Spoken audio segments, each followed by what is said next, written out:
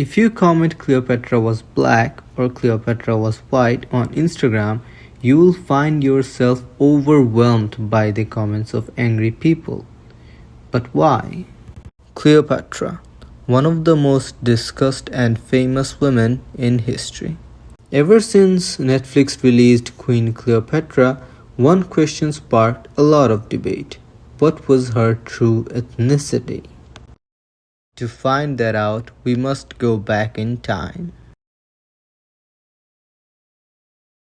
Egypt, one of the oldest and most successful civilizations in human history. From what we know, the first ruler of unified Egypt is believed to be Narmer, who ruled at around 3100 BC. Since then, Egypt was ruled by nearly 30 dynasties and hundreds of rulers. But nothing lasts forever. The last native Egyptian pharaoh is widely considered to be Nectanebo II. Nectanebo was defeated by Persian king Artaxerxes III in 343 BC, bringing an end to the Egyptian rule. For the next 10 years, Egypt became part of the Persian Empire. In 332 BC, Persian Empire was ultimately conquered by the one and only Alexander the Great. However, Alexander saw his ultimate fate in 323 BC as he passed away at the age of 32.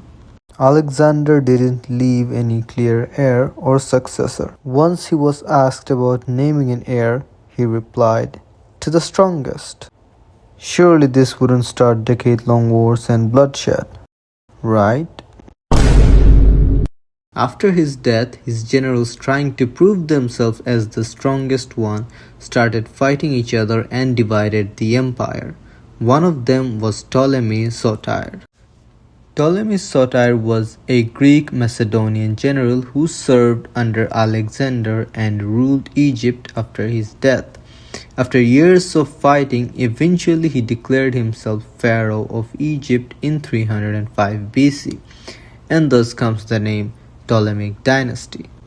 Ptolemaic dynasty ruled Egypt for over 300 years, and they kinda had a weird ritual: incest.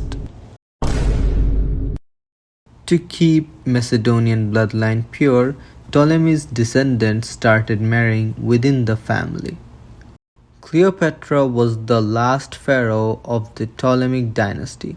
She ruled after her brother and husband Ptolemy XIII's death.